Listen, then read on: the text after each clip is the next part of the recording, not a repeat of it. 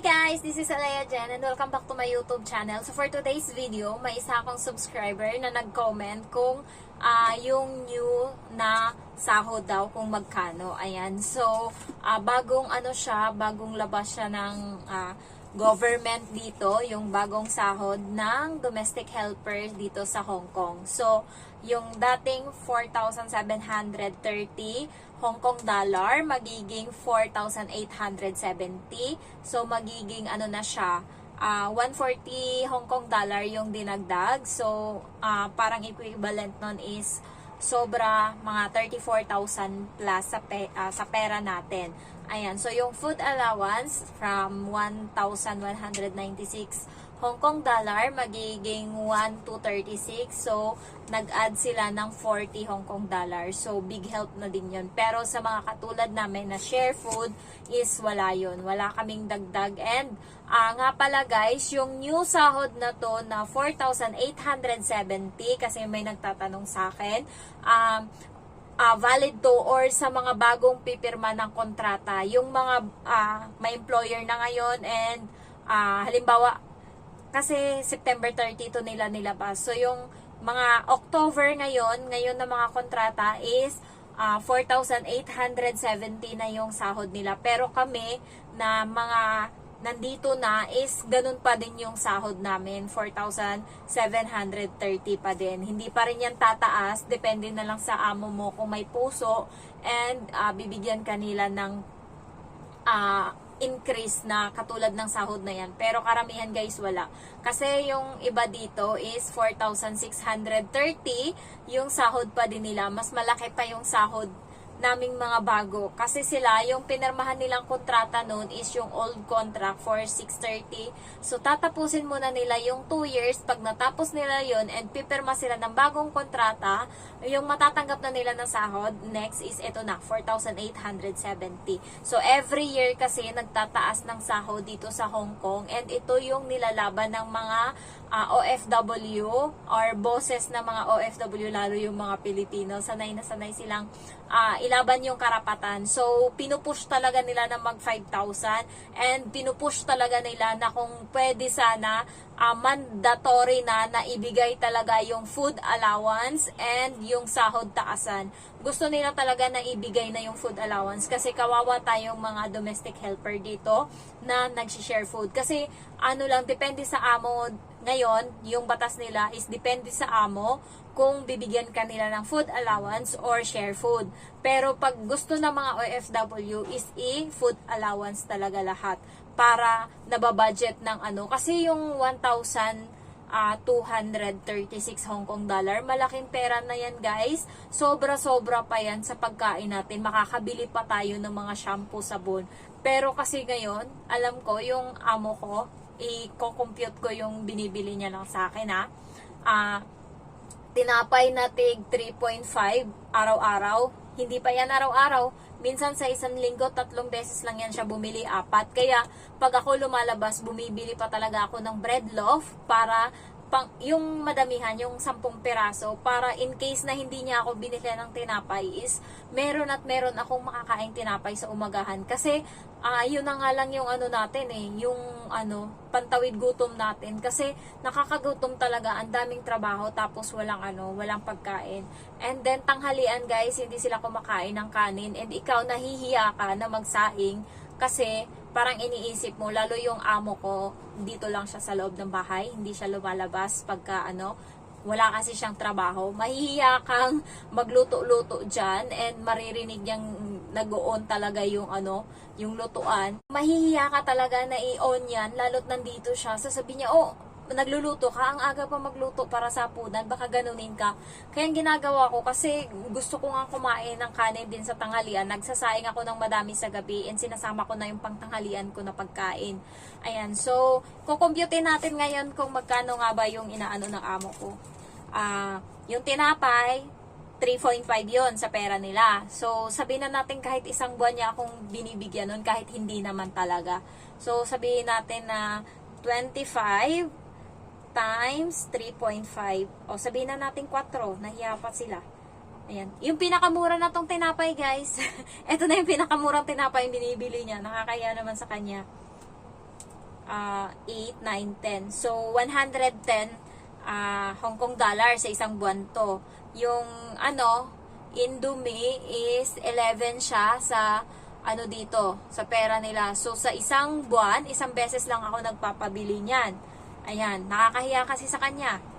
And then, sardinas, isang lang din ako. Sa isang buwan, isang beses lang din ako nagpapabili. Yung noon, tatak noon is Lego. So, 22 ata yun sa pera nila. Ayan, and then gulay, sabihin na natin yung gulay, 20 din. Dahon lang yan, yung parang kangkong, choysam yung tawag nila. Ayan, so 20. And then chicken wings, isang beses lang din ako sa isang buwan nagpapabili niyan. So 20 din. Kukompute natin ngayon.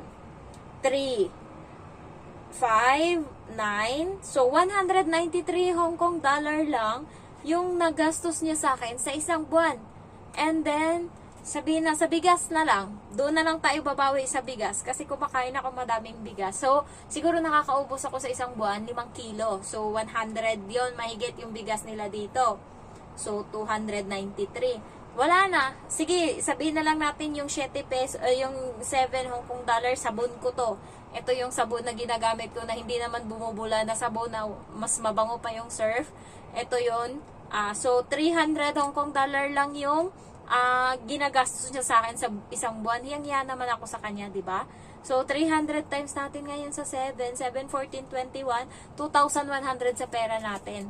So, ganun siya kakuripot, guys. Diyan siya, Kaya, kung sana, nilalaban naman niya ng mga OFW dito, yung mga nagrarally, sana na isabay na nila. Pag nagbigay sila ng sahod, bigay din ng food allowance. Sana i-mandatory na naibigay yung food allowance sa mga domestic helper dito. Kasi kawawa yung iba, guys.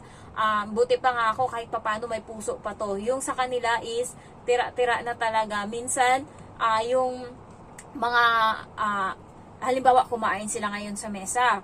Tapos may mga pagkain dyan na china-chopstick lang yan nila, wala yan silang serving spoon. And then, kukunin-kunin yan nila. Ngayon, yung natira doon is yun yung ipapakain nila ngayon sa katulong nila. And may isang, yun nga, yung katulong na yun is sumakit yung tiyan niya, nagsuka siya. Ayan, so, siguro kasi naman ang baho talaga ng hininga nila. Hindi ko alam kung bakit. Parang hindi sila nagsisipilyo sa gabi, hindi ko lang sure.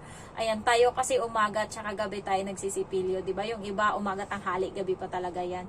Pero ako, lang, umaga at saka pagising ko, tsaka gabi bago ako matulog. Ayan, so, kawawa talaga yung ganun. Ako kahit papano nakakadiskarte ako kasi yun nga, yung baboy sa sabaw, yun yung kinukuha ko kasi hindi naman nila kinakain yun. Ayan. Tsaka, ako din bumibili ng pagkain ko, guys. Kasi kahit itlog dito, nakakahiya naman sa kanya. Kasi kahit nga siya, tinitipid niya yung mga anak niya, tsaka asawa niya ng kakainin. So, nakakahiya sa kanya. Ako bumibili, nakikita niya yan, bumibili ako ng itlog, prutas, and then, gulay ko, biscuit, ayan. So, ako na, sabi niya sa akin, sabihin mo lang sa akin kung anong gusto. Pero pag sinabi mo, parang nakasimangot siya.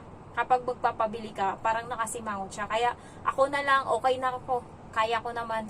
Parang sa isip-isip ko. Parang sa Manila kasi, at least dito kahit papano, may nakukuha pa din ako kahit papano. Sabihin na natin makakagastos ako ng 1,000 Hong Kong dollar or kahit hindi 1,000. Kasi akin din yung load. Ayan, so 100 din yun. Sayang din yun. Sabihin natin makagastos tayo ng 800 Hong Kong dollar sa isang buong buwan is may matitira talaga kasi hindi naman tayo nagbabayad dito ng kuryente, tubig, ayan. So, sa pagkain, kaya naman natin yan. So, sabi nga nila, huwag tipirin yung sarili. Ayan. Kaya, sana mag-grant na yung pero kahit naman i-grant nila, gusto ko talaga umuwi. Char, lang, isang contract lang. Sabi nga nung mga nakakilala ko is, nasasabi ko lang daw yan ngayon kasi bago pa ako. Pero seryoso ako. Kasi nga, hindi ako nagpa-party-party ngayon. Seryoso ako sa buhay ko ngayon. Nakafocus ako kung anong goal ko ngayon. Tina-target ko yan. Kaya kahit papano naman, nasa on track pa din ako ng goal ko and hindi ako nalilihis ng landas. Ayan. So, nalilihis lang ako, guys, pag nagsha-shopping kasi ayun talaga yung ko, yung lalo pagka-stress ako, halimbawa dito sa loob ng bahay, grabe yung pagod ko or ko sa isang buong linggo. Gusto kong i-recharge yung sarili ko and yun yung parang ko, stress reliever ko, yung paglabas ko, uuwi ako niyan, bit-bit ko dalawang paper bag, ganyan ako, or dalawang, ayan, sa Mannings, suki ako ng Mannings, guys, may mga discount ako dito sa wallet ko ng mga Mannings, ayan. And then, sa Uniqlo, ganyan, Baleno, ayan. So, yan yung sakit ko, yung shopping.